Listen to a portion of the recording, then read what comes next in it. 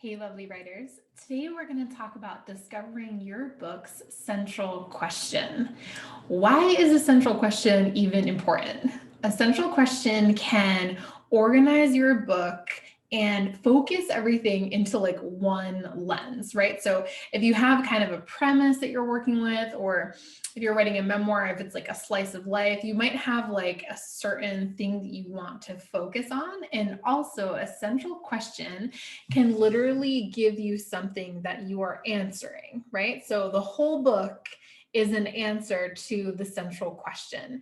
This can be super useful, especially when you're writing a novel or a memoir.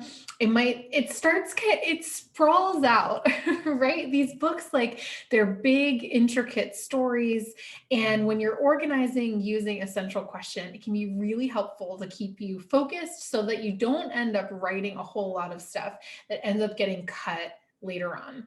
So, how do you discover your book's central question? First, I want to give a couple of examples of central questions of books that I've read recently in the past few months, and then we'll talk about how to discover the central question for your book. So, a few examples. When you're formulating a central question, you want to start with either a what if or a how, right? Those are going to be good jumping off points for your book's central question. So, two novel central questions. One that I read last summer that I loved so much is American Royals by Catherine McGee. And the central question of this book, as I see it, is what if George Washington was crowned king of America instead of elected president? Right? So the whole book is about his modern day descendants, the Washington family, and they're like a royal family, right? And it's what's happening with Princess Beatrice and her siblings, right? They're like kind of late high school, early college age. And it's just super, super fun, right? So the whole book is kind of the whole duology is predicated on this question of like, what if George Washington had been crowned king? So super fun. Another novel example is the book Code Name Helene by Ariel Lawhon, which I loved. I actually interviewed her here on the YouTube channel. You can see it under author interview, and it's with Ariel Lawhon. She is fantastic. So the book Code Name Helene, it's a historical fiction book, and it's based on the life of a real woman, Nancy Wake. And the central question, as I see it, it starts with a how. And it's really like, how did a woman who was an Australian expat living in Paris become one of the most critical figures in World War II, the French Resistance? Right. So, how did this woman who just like showed up, was living in Paris, she's basically a socialite, how did she become like a French resistance leader of the guerrilla army in France? Super, super good book. So let's do two memoirs as well, right? So Expecting Adam by Martha Beck, which is one of my favorite memoirs of all time, asks this question: how did a Harvard PhD student, who's Martha herself, who worshipped academic accolades, embrace spirituality, believe in something larger than logic, and choose to give birth to a baby with Down syndrome? Back in the 80s, when a lot of people, especially like basically everyone around her, was telling her that she should end the pregnancy, and she decided not to. So like, how did this person kind of like, who worshiped reason, like leave reason behind, embrace spirituality, and make this decision?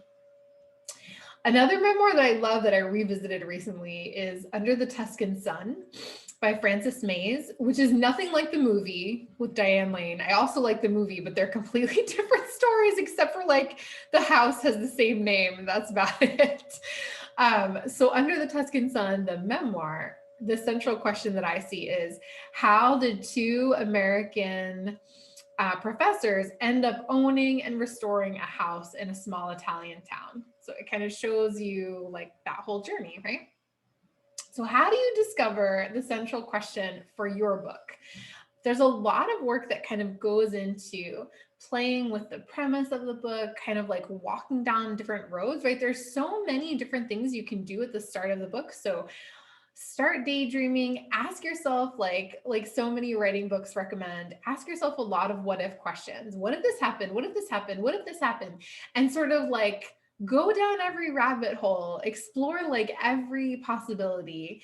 And then when you hit on the one, you're like, oh, that is the question that I want to spend the next, months or years answering, like through this book, right?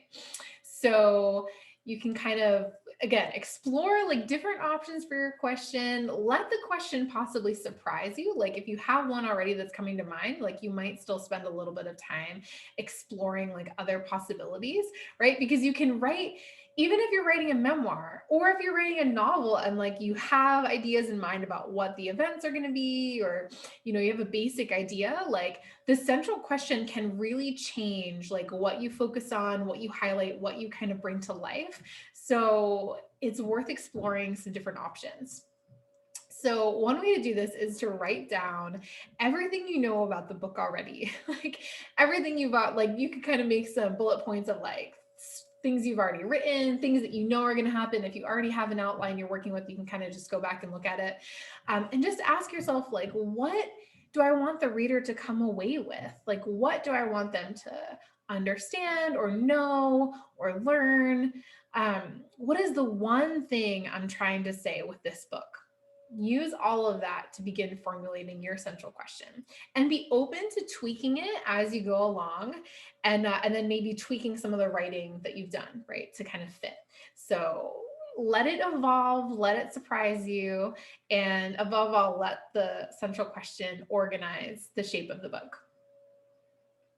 The last thing that I want to say is this piece of, when you have your central question pretty much nailed and you're going through and like deciding on scenes, you always want to make sure that every scene is answering the central question and or like showing like the obstacle that the character had to overcome, right? So part of like, so in Embracing Adam, part of the question is like, how did this Harvard PhD student embrace spirituality? So part of what we see is like how she didn't at first, right? All the obstacles in the way of her doing that. But we know, like, I mean, she knew when writing the book, like that, like the end was her embracing spirituality. And so she's kind of showing you a lot of the stumbling blocks along the way, so that when you get that results, it's even more powerful, right? So every scene should either answer the central question and or like be an obstacle to the eventual answer. If it doesn't fit the central question or illustrate it in some way, it doesn't belong in this book. That can be really hard to hear. And that doesn't mean that the writing, if you've already written some scenes that kind of don't fit with the central question, I don't believe like no writing is ever wasted, right? All writing contributes to the final product of the book that you're creating. So I would love to hear what your central question is. So let me know or leave a note below in the comments.